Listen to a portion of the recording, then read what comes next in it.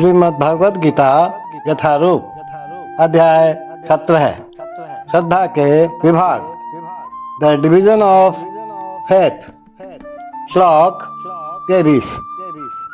इस श्लोक में भगवान अर्जुन को और अर्जुन के माध्यम से हम सबको ओम तत्सत, ये जो शब्द है, इनके महत्व के बारे में बता रहे हैं। बड़े ध्यान से समझने की बात है महाराज। तो श्लोक समझते हैं। ओम तत्सदिति निर्देशो ब्रह्मण स्त्रिविधः स्मृतः ब्राह्मणास्तेन वेदाश्च यज्ञाश्च विहिता पुरा। एक बार पुनः सुने। ओम तत्सदिति निर्देशो ब्रह्मण स्त्रिविधः स्मृतः ब्राह्मणास्तेन वेदाश्च यज्ञाश्च विहिता पुरा। सृष्टि के आदि काल से ओम तत् सत, ये तीन शब्द परब्रह्म को सूचित करने के लिए प्रयुक्त किए जाते रहे हैं। ये तीनों सांकेतिक अभिव्यक्तियां ब्राह्मणों द्वारा वैदिक मंत्रों का उच्चारण करते समय तथा ब्रह्म को संतुष्ट करने के लिए यज्ञों के समय प्रयुक्त होती थी। देखो, यहाँ ये बताया जा चुका है अब तक कि तपस्या, यज्ञ, दान और भोजन, इन सब के तीन तीन भेद होते हैं, सात्विक, राजस और तामस। लेकिन चाहे ये उत्तम हो, मध्यम हो या निम्न हो, ये सभी बद्ध तथा भौतिक गुणों से कलुषित होते हैं। किंतु जब ये, ध्यान से समझें, जब ये ब्रह्म ओम तत् सत को लक्ष्य करके किए जाते हैं तो आध्यात्मिक उन्नति के साधन बन जाते हैं। शास्त्रों में ऐसे लक्ष्य का संकेत हुआ है। ओम तत्सत, ये तीन शब्द विशेष रूप में परम सत्य भगवान के सूचक हैं। वैदिक मंत्रों में अपन तो जानते ही हैं, ओम शब्द सदैव रहता है। देखो, जो व्यक्ति शास्त्रों के विधानों के अनुसार कर्म नहीं करता, उसे परब्रह्म की प्राप्ति नहीं होती।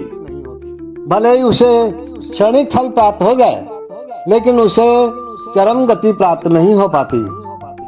तात्पर्य यह है कि दान, यज्ञ तथा तप को सतोगुण में रहकर करना चाहिए। रजो या तमोगुण में संपन्न करने पर ये निश्चित रूप से निम्न कोटि के ही होते हैं। ओम तत्सत शब्दों का उच्चारण परमेश्वर के पवित्र नाम के साथ किया जाता है। उदाहरणार्थ, ओम तद विष्णु। जब भी किसी वैदिक मंत्र का या परमेश्वर का नाम लिया जाता है तो उसके साथ में ओम जोड़ दिया जाता है। ये वैदिक साहित्य का सूचक है। ये तीन शब्द वैदिक मंत्रों से लिए जाते हैं। ओम इत्येत ब्रह्मणो निर्दिष्टम नाम, ये प्रथम लक्ष्य का सूचक है। फिर तत्त्वमसि दूसरे लक्ष्य का सूचक है, और सद्र एवं सौम्य तृतीय लक्ष्य का सूचक है। ये तीनों मिलकर ओम तत्सत हो जाते हैं। आदि काल में जब प्रथम जीवात्मा ब्रह्मा ने यज्ञ किए तो उन्होंने इन तीनों शब्दों के द्वारा ही भगवान को लक्षित किया था। अतएव गुरु परंपरा द्वारा उसी सिद्धांत का पालन किया जाता रहा है। अतः इस मंत्र का अत्यधिक महत्व है। अतएव भगवत गीता के अनुसार कोई भी कार्य ओम तत्सत के लिए, अर्थात भगवान के लिए किया जाना चाहिए।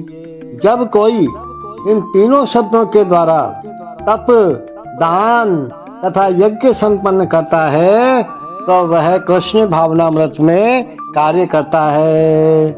और कृष्ण भावनामृत दिव्य कार्यों का वैज्ञानिक कार्यान्वयन है, जिससे मनुष्य भगवत धाम वापस जा सके।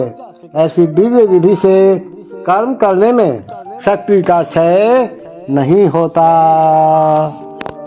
ओ Arjun, from the beginning of creation, the three words Om Tat Sat were used to indicate the supreme absolute truth.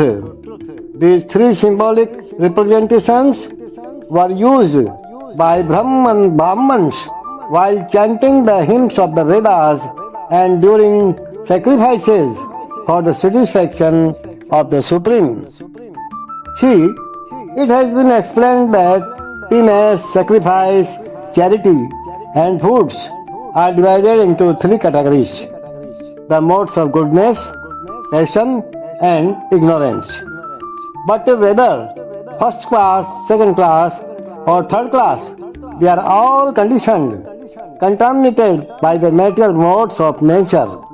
When they are aimed at the Supreme Om Tat Sat, the Supreme Personality of Godhead, the Eternal, they become means for spiritual elevation.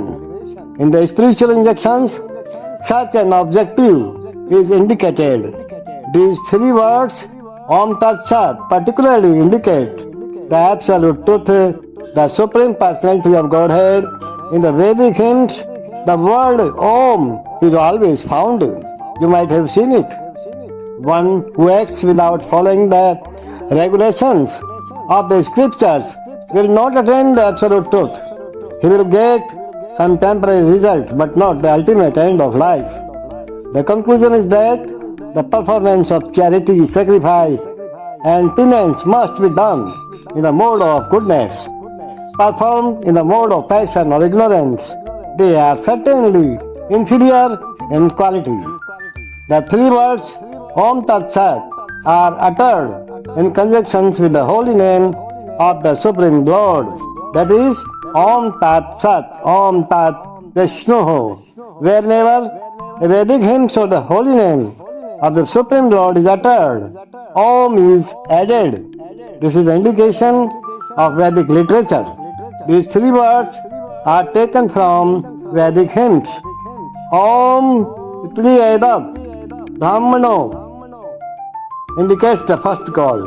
Then Tat Tvam Asi indicates the second goal. And Sad Ev Somya indicates the third goal. Combined they become Om Tat Sat. Formerly, when Brahma, the first created living entity, performed sacrifices, he indicated by these three words the Supreme Personality of Godhead. Therefore, the same principle has always been followed by disciple succession. So this hymn has great significance.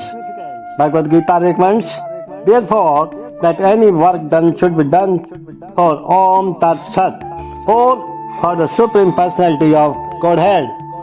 When one performs penance, charity, and sacrifice with these three words, he is acting in Krishna consciousness. Krishna consciousness is a scientific execution of transcendental activities which enables one to return home, back to Godhead. There is no loss of energy in acting in such a transcendental way. Hare Krishna, Hare Krishna.